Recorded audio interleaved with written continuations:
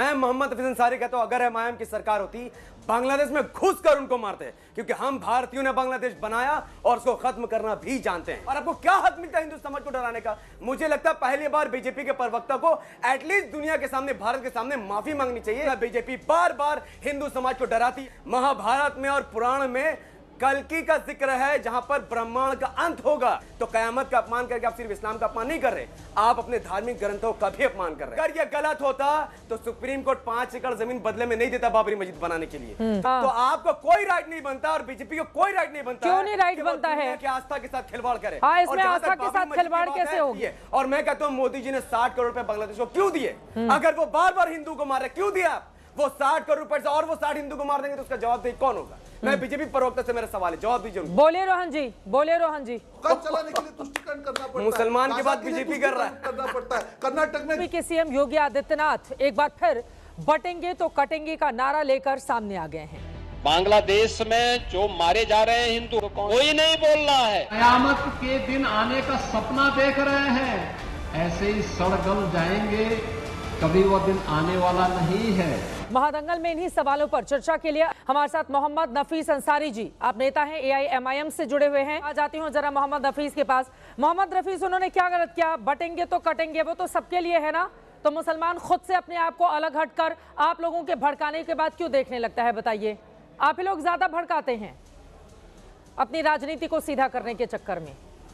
Chitra Tripathi ji, first of all बहुत बहुत शुक्रिया, आपने अपने शो में मुझे बोलने का मौका दिया। 15 साल से आपकी पत्रकारिता को देख रहा हूं, आज आपके सामने बैठा, ये मेरे लिए बहुत सम्मान की बात है। पहली बात, बांग्लादेश में हो रहे हिंदू पर जुल्म हो रहा है, ये पूरा दुनिया देख रहा है। भारतीय जनता पार्टी की सरकार है, एक्शन लेने की जगह स्टेज में लोग घड़ियाली आंसू बहा रहे हैं। मैं मोहम्मद हफीज अंसारी कहता हूं, अगर एमआईएम की सरकार होती बांग्लादेश में घुसकर उनको मारते, क्योंकि हम भारतीयों ने बांग्लादेश बनाया और उसको खत्म करना भी जानते हैं। दूसरी बात, जहां तक बटोगे तो कटोगे की बात है, हर बार हिंदू समाज को ये लोग डराने की बात करते हैं। 80-20 की बात के ये कह रहे हैं सबके लिए, आपने सबके लिए नहीं बोला है। अब हर बार बटोगे तो कटोगे नारा देकर आप हिंदू समाज को डरा रहे हैं। अरे आपकी सरकार 15 साल से हिंदू समाज आपको वोट कर रहा है और आपको क्या हक मिलता है हिंदू समाज को डराने का? मुझे लगता है पहली बार बीजेपी के प्रवक्ता को एटलीस्ट दुनिया के सामने, भारत के सामने माफी मांगनी चाहिए कि हमें ऐसे फालतू नारा नहीं लगानी चाहिए। कयामत की बात की योगी आदित्यनाथ जी ने, क्या कयामत? अगर आपको कयामत से परहेज की कयामत कभी नहीं आएगी तो शायद आपको मालूम नहीं, हिंदू धर्म के धार्मिक ग्रंथों में, महाभारत में और पुराण में कल्कि का जिक्र है जहां पर ब्रह्मांड का अंत होगा। आपको मालूम ही नहीं है कुछ। कयामत हमारे धर्म में भी और आपके धर्म में भी है, तो कयामत का अपमान करके आप सिर्फ इस्लाम का अपमान नहीं कर रहे, आप अपने धार्मिक ग्रंथों का भी अपमान कर रहे हैं। और बाबरी मस्जिद का जो आप लोग राप लाग रहे हैं, किसी भारतीय मुसलमान ने नहीं कहा कि आज जहां राम मंदिर है हम वहां बाबरी मस्जिद बनाएंगे, किसी ने नहीं कहा है। हाँ, कोई बंगाल में अपनी बाबरी मस्जिद बना रहा है, जिसको जहां बनाना बनाए, तो बाबरी मस्जिद वहां बनेगी, तब आप क्यों बनाए, क्यों बनाएंगे? तो बाबरी ही मस्जिद क्यों? मस्जिद का नाम कुछ और क्यों नहीं? मस्जिद बनाइए। बाबरी तो, बाबर कौन था? आतताई था, मंदिरों को तोड़ तोड़ कर उसने मस्जिद बनाया, और आप कह रहे हैं बाबरी के नाम पर बन रही है, तो क्या दिक्कत है? और कयामत से इतना प्यार क्यों हो गया? कयामत दुनिया खत्म हो गई है, बुरी स्थिति है, या उससे मोहब्बत करने की जरूरत है? कयामत तो बुरी स्थिति है ना मैडम, तो उससे मोहब्बत करने की क्या जरूरत है? कयामत हमारा इस्लाम की आस्था है, और ब्रह्मांड का अंत आपके धार्मिक ग्रंथ में लिखा है। तो आपको कोई राइट नहीं बनता और बीजेपी को कोई राइट नहीं बनता। क्यों नहीं राइट बनता है? कि आस्था के साथ खिलवाड़ करे। हाँ, इसमें आस्था के साथ खिलवाड़ कैसे हो गया? आस्था के साथ खिलवाड़ कैसे हो गया? मैडम, ब्रह्मांड का अंत होगा, ये होगा, कोई अंत नहीं होगा। कयामत एक दिन आना है, ये मुसलमानों की आस्था है। ये आपको लगता होगा कि कयामत एक दिन आना है, कोई कयामत नहीं आने जा रही है। आस्था के साथ खिलवाड़ नहीं कर सकते आप। कयामत ही आने जा रही है। समाज से योगी आदित्यनाथ को माफी मांगनी चाहिए। पिक्चर देख के तो नहीं आया है कयामत से कयामत तक।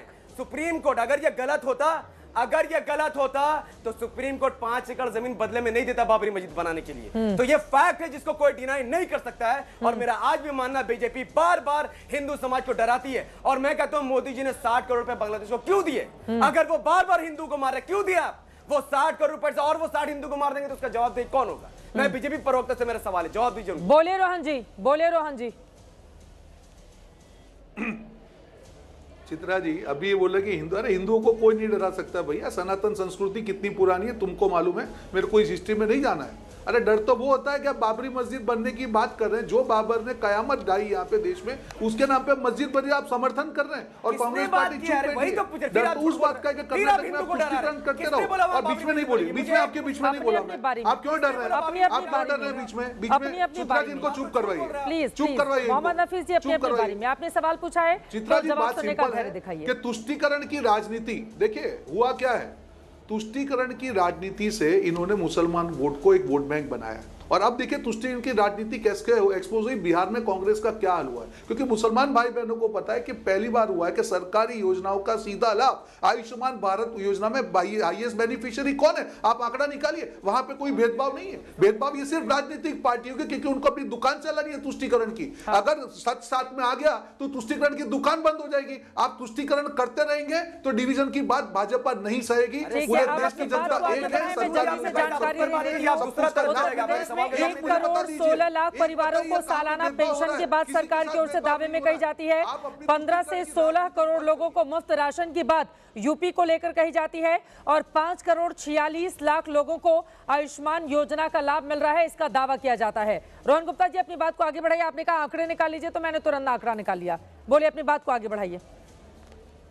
नहीं बिल्कुल मैं यही कह रहा हूं चित्रा जी, तुष्टीकरण की दुकान चलाने वालों को समझना पड़ेगा ये भारत बदल चुका है। आप जो मुसलमान के ठेकेदार बने थे कांग्रेस पार्टी, क्यों बिहार में सीमांचल में भी हार गए आप? उनका भी भरोसा चला गया। अरे भैया आपने किसी के लिए कुछ नहीं किया, सिर्फ बेवकूफ बनाया। अब एमआईएम झंडा लेके कर रही है, जनता को मालूम है, मुसलमानों को भी मालूम है। मेरे सवाल का जवाब ही नहीं दे रहे आप।